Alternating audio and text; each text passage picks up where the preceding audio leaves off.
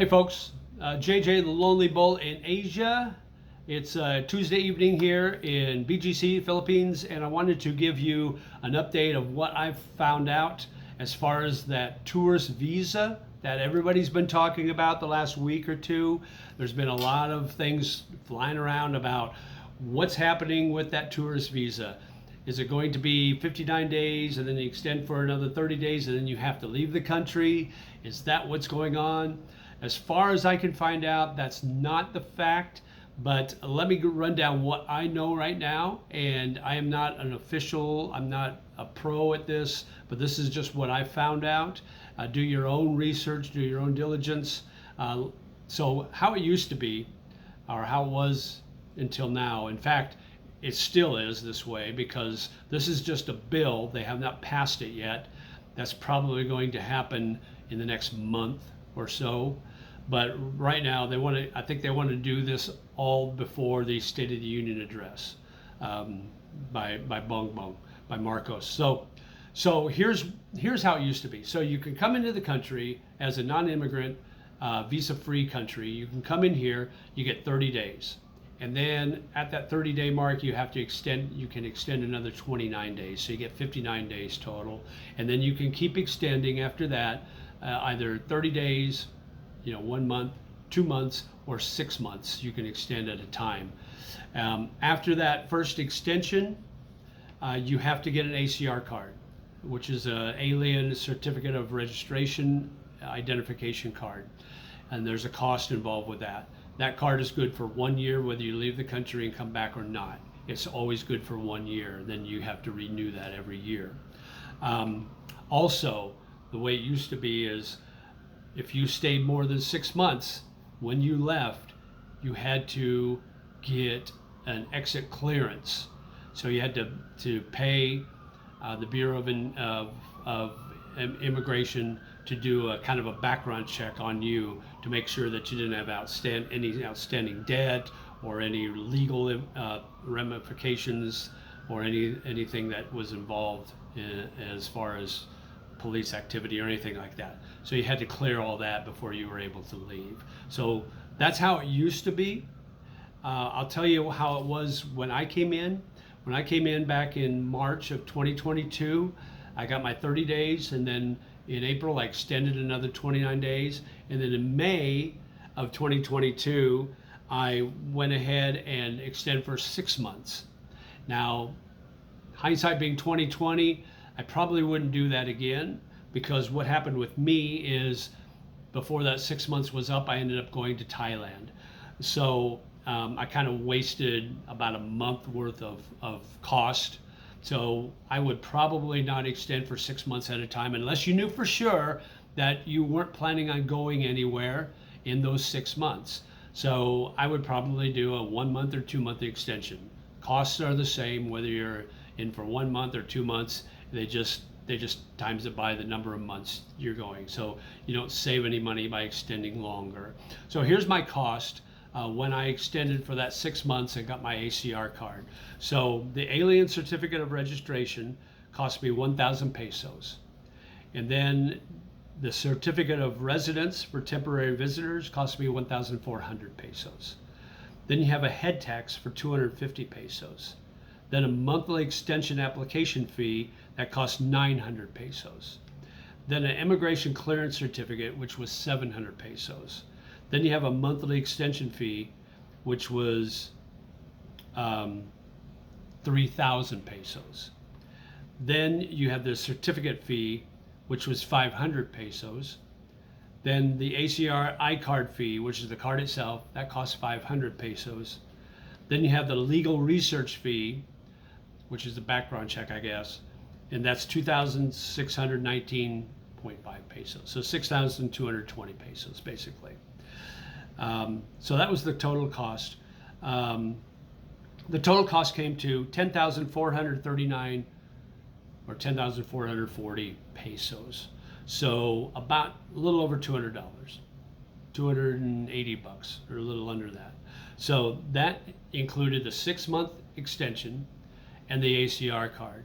Now I got this in BGC in the Philippines at SMRA, which is the big mall, one of the big malls here. I got that on the 8th floor. Very easy process.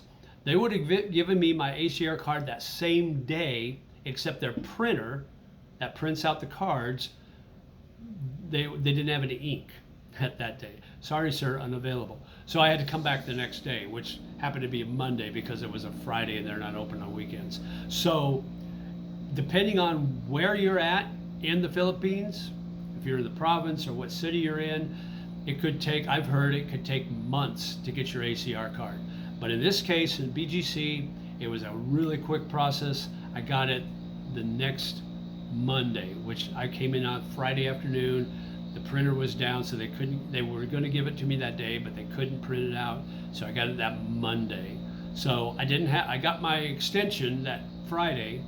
I didn't have to wait for that. So I didn't have to give them I didn't have to leave my passport for more than an hour. Generally, when you do your extensions at SMRA, if you do the express, which is same day, it takes a little less than an hour.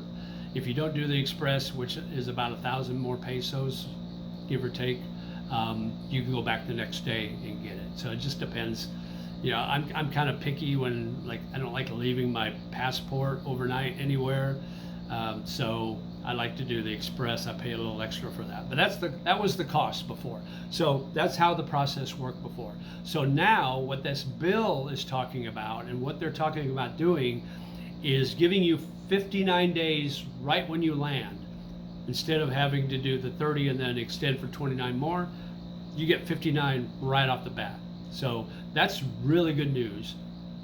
So you get that 59 days without any hassle of extension and any cost of extension. And then you can extend 30 days, and you can do that online for that first extension.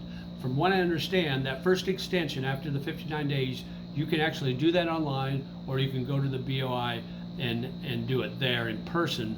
But from what I understand, that first extension you can do online. Now, as far as extensions after that, I'm not sure if that's possible to do online. You might have to do a little more digging and more research on that. But from what I understand, you get that first extension you can do online or in person. So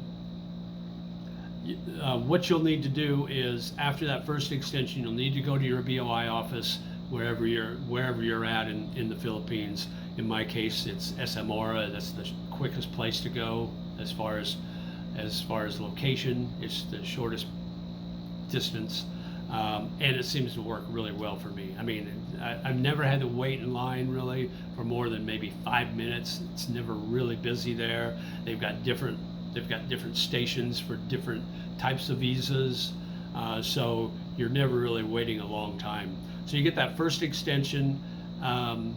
You can do it online or at the BOI, and then you can do 1 month, 2 months, or 6 months extensions. Now, that's the way it used to be. Now, that's where the questions are coming up everywhere as far as, well, it doesn't say anything in the bill about how many times you can extend and if you can do the 36 months before you have to leave. It does not say that anywhere in the bill. I looked in the bill, it doesn't say that. And what I'm going to try to do is I'm going to try to get that bill, and I'll put a link to it in the description, so you can read through it the same as me.